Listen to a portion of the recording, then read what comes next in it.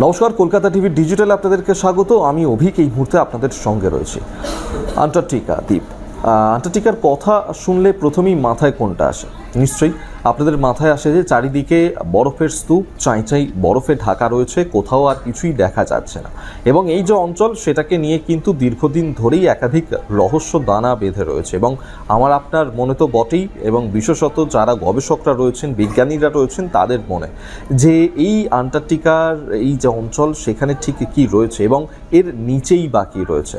এবং সেই নিয়েই একটি গবেষণা চালানো হয়েছিল। সেই গবেষণাতেই একটা চমকপ্রদ তথ্য উঠে এসেছে। বলা হচ্ছে যে এই আন্টার্কটিকা দ্বীপের নিচেই রয়েছে একটি বিশালাকৃতি পর্বতমালা, যেটার নাম হচ্ছে আন্টার্কটিকার পশ্চিমে থাকা এই পর্বতমালার হাডসন পর্বতমালা। এটাই তার নাম, এবং সেখানেই নাকি রয়েছে পাইন দ্বীপ হিমবাহ। গবেষকরা অন্তত এমনটাই বলছেন। এবং এছাড়াও বিভিন্ন রকমের আগ্নেয়গিরিরও নাকি সেখানে সন্ধান পাওয়া গিয়েছে।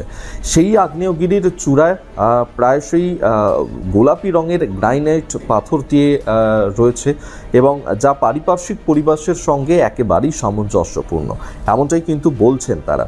এবং এই যে অস্বাভাবিকতা, সেই অস্বাভাবিকতার উৎসটা ঠিক কী, সেটা নিয়েই সন্ধান চালানোর বহুদিন ধরেই চেষ্টা চালানো হচ্ছিল, এবং সেই চেষ্টাই চালিয়েছেন গবেষকরা। এবং তারা বলছেন যে এই যে গোলাপি পাথর রহস্য, যেটা বিজ্ঞানীদের কাছে পৌঁছে দিয়েছে একটা অজানা দুনিয়া, সম্পূর্ণ একটা অন্য জগৎ খুলে দিয়েছে এই আন্টার্কটিকা হিমবাহের নিচে থাকা এই অজানা জগৎ।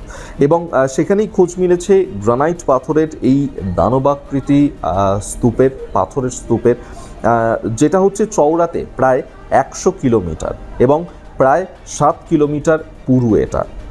শুধু তাই নয়, এর যে এই প্রকাণ্ড চেহারা, সেই প্রকাণ্ড চেহারা তাতে ব্রিটিশ ওয়েলসের প্রায় অর্ধেক ধরে যাবে, এমনটাই কিন্তু বলছেন বিশেষজ্ঞরা।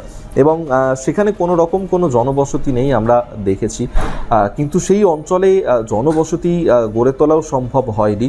এবং সেক্ষেত্রেই বিজ্ঞানীরা বারবার এই বিষয়টা নিয়ে দীর্ঘদিন ধরেই এই গবেষণা চালিয়ে গিয়েছেন।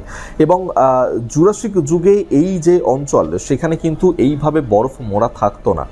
দিন যত এগিয়েছে, সময় যত এগিয়েছে, পরিবেশের সঙ্গে, প্রাকৃতিক আবহাওয়ার সঙ্গে পরিবর্তন হতে হতে এই অ্যান্টার্কটিকা হিমবাহ, সেখানেই বরফের চাই দেখা যায়। এবং তার নিচেই ধীরে ধীরে ধীরে ধীরে এই যে প্রকাণ্ড একটা পাহাড় রয়েছে, তা ক্রমশই অস্তমিত হতে থাকে, অর্থাৎ ঢাকা পড়ে যায়। এবং সেখানেই দীর্ঘদিন ধরে গবেষণা চালানোর ফল এই যে হাডসন পর্বতমালা, সেই হাডসন পর্বতমালার খোঁজ পাওয়া গিয়েছে, এবং তা নিয়ে একাধিক রহস্য উন্মোচিত হয়েছে। এবং সেই বিষয়টাকে নিয়ে আরও গবেষণায় এগিয়ে নিয়ে যাচ্ছেন গবেষকরা।